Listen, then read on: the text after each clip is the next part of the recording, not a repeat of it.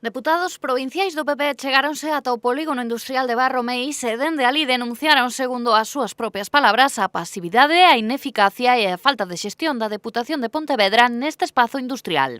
Herdaron un polígono industrial feito coa maioría das parcelas que hoxendía están ocupadas, todas, a totalidade das parcelas que están hoxendía adxudicadas, foi xestión do Goberno do Partido Popular en Diputación de Pontevedra. Salomé Peña afirmou que dende que cambiou o Goberno da Deputación de Pontevedra non houbo ningún cambio no mesmo e non adxudicaron ningunha parcela. Eso lo temos que comprobar na última adxudicación que se fixo, o concurso, donde sacaron esas 36 parcelas e quedaron vacantes, pois quedaron totalmente desertas. Entonces, o que podemos concluir é que o que este Goberno da Diputación, este Goberno bipartito, pois só ven a este polígono a sacar titulares, a sacar fotos, pero sin xestionar nada.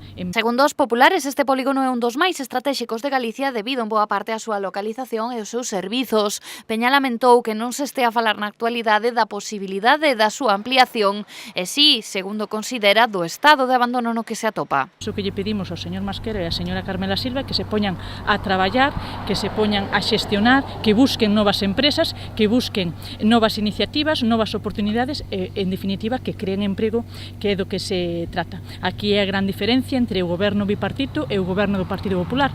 Os deputados populares sinalan que a actual Deputación herdou os froitos do traballo do Partido Popular e invitounos a que busquen novas empresas para este polígono. Na súa comparecencia ante os medios, os populares estiveron acompañados do voceiro do PP en Barro, José Manuel Andín, quen tamén se queixou do estado de abandono no que se atopan algunhas parcelas do polígono e a falta de exencións que favorezan a instalación de novas empresas neste polígono industrial.